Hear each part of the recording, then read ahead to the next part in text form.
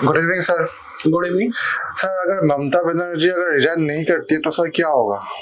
देखिए, आज वेस्ट बंगाल की जो पॉलिटिक्स में ये एक पॉलिटिकल और कॉन्स्टिट्यूशनल ड्रामा देखने को मिल रहा है, जैसे कि कॉन्स्टिट्यूशनल क्राइसिस आप कह सकते हैं यहाँ पे अराइज हो गए।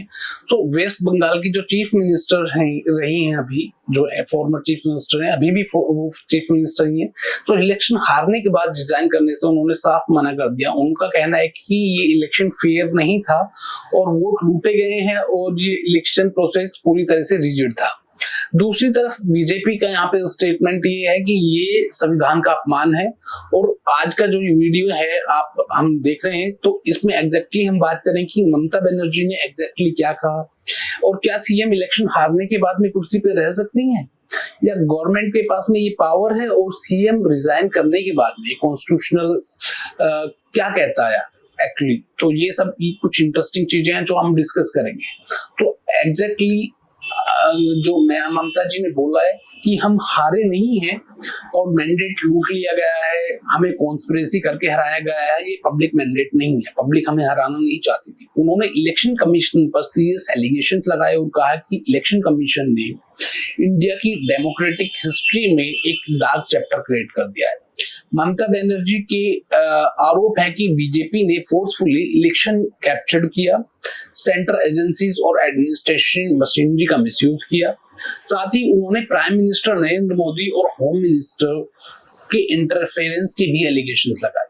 तो इलेक्शन रिजल्ट क्या रहा ये भी हम लोग आपको बता देते हैं। तो वेस्ट बंगाल असेंबली में बीजेपी ने हिस्टोरिकल विक्ट्री हासिल की है। टोटल सीट थी 294, जिसमें बीजेपी ने 200 सीट हासिल की एंड टीएमसी सिर्फ 80 सीट पर ही सिमट कर रह गई। तो ये क्लियर मेजोरिटी बीजेपी के पास चली गई और कॉन्स्टिट्यूशन के अकॉर्डिंग जिस पार्टी के पास में मेजोरिटी होती है वही गवर्नमेंट बनाती है। तो सबसे बड़ा सवाल, क्या सीएम रिजाइन करना जरूरी है? सो सिंपल आंसर है हाँ। इंडियन पार्लियामेंट्री डेमोक्रेटिक फॉलो करता है, तो सिर्फ चीफ मिनिस्टर तभी तक है तब तक उसके पास में असेंबली में कॉन्फिडेंस है। अगर इलेक्शन में जो गवर्नमेंट है वो मेजोरिटी लूज कर देती है तो कॉन्स्टिट्यूशनल कन्वेंशन और डेमोक्रेटिक मेजोरिटी दोनों ये डिमांड करती है कि सीएम रिजाइन करे।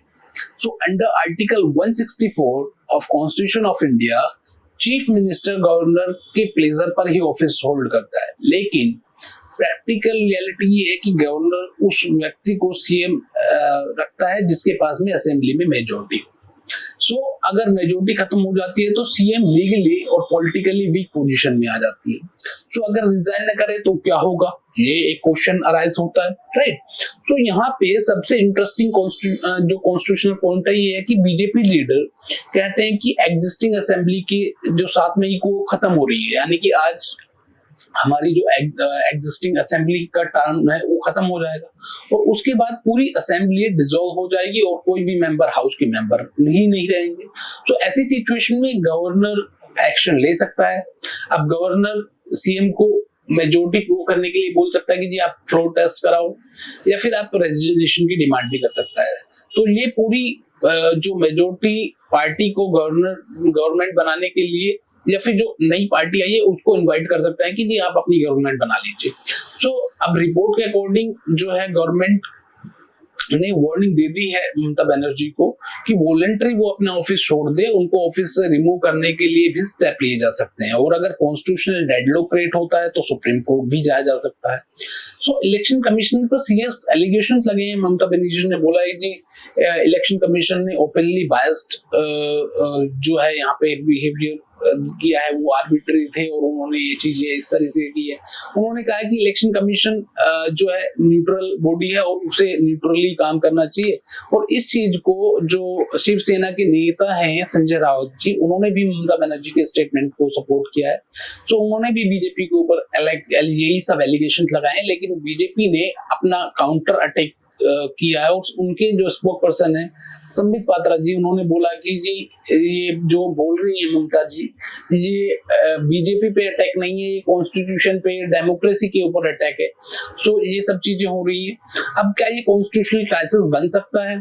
सो देखिए, टेक्निकली ऑनगोइंग सीएम अगर रिजाइन ना करे तो ये गवर्नमेंट जो फॉर्मेशन है वो डिले तो हो सकता है, लेकिन कॉन्स्टिट्यूशनल क्राइसिस क्रिएट नहीं हो सकता, लेकिन कॉन्स्टिट्यूशनल ऐसी सिचुएशन हैंडल करने के लिए ऑलरेडी हमारे पास में मैकेनिज्म है।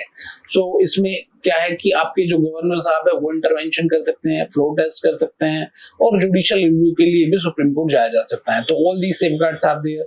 सो यहाँ पे ये वेस्ट बंगाल में जो हो रहा है, ममता बनर्जी का स्टेटमेंट को लेकर जो पॉलिटिकल मैसेज है वो बड़े क्लियर है, और दूसरी तरफ बीजेपी भी अपनी नेशनल डेमोन जो है डोमिनेट पोजीशन वो दिखा रही है। सो आप लोगों को क्या लगता है, क्या होगा? ममता बनर्जी फाइनली रिजाइन करेंगी या नहीं करेंगी? गवर्नमेंट का जो कॉन्स्टिट्यूशनल स्टेप है गवर्नर इसमें वो लेते हैं या नहीं लेंगे? और मैटर सुप्रीम कोर्ट भी जा सकता है। तो आप लोगों का क्या मानना है? तो वीडियो अगर पसंद आया हो तो शेयर कीजिए।